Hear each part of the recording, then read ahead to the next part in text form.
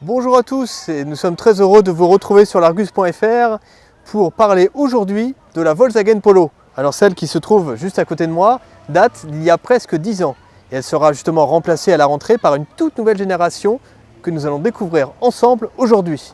Et vous allez voir qu'en une décennie, la Polo a bien évolué. La voici cette nouvelle Polo, c'est déjà la 6e génération. Par rapport à l'ancien modèle, elle repose sur une toute nouvelle plateforme et elle a sacrément grandi. Elle mesure 8 cm de plus en longueur et 7 cm de plus en largeur. Elle affiche un gabarit proche de celui de la Renault Clio. Côté style, la nouvelle Polo n'est pas une véritable révolution. Elle demeure assez classique et n'a jamais autant ressemblé à sa grande sœur, la Golf. Il y a cependant certains points originaux, notamment l'avant avec cette calandre chromée qui se poursuit à l'intérieur des phares ou encore ces nombreux plis de carrosserie comme on peut voir sur le côté. En parlant de carrosserie, il faut souligner que la nouvelle Polo ne sera disponible qu'en version à 5 portes. Concernant la partie arrière, ça reste également assez classique. On a des feux qui ne sont pas sans rappeler ceux de l'Audi Q2. Et sur cette version, on a une fausse double sortie d'échappement car elle est équipée du pack Airline. Avant, la planche de bord de la Polo, c'était ça. Et même si la qualité de fabrication reste au niveau, on voit que le dessin de la planche de bord a bien vieilli et surtout, l'écran est tout petit par rapport à tout ce qu'on peut voir aujourd'hui sur le segment.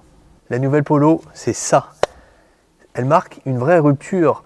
La planche de bord est entièrement redessinée.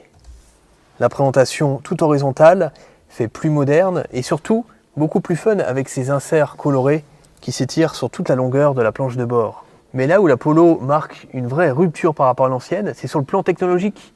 Regardez, il n'y a plus de compteur aiguille, ils peuvent être remplacés par un écran entièrement numérique.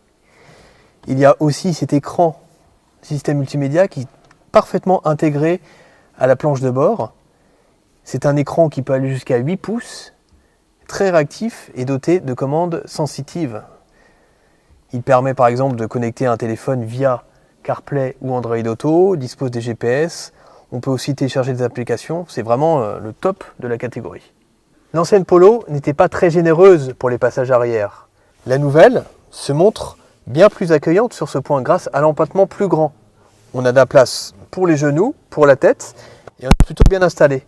Sauf peut-être le passager du milieu qui sera gêné par l'imposant tunnel central. Le coffre est aussi plus spacieux.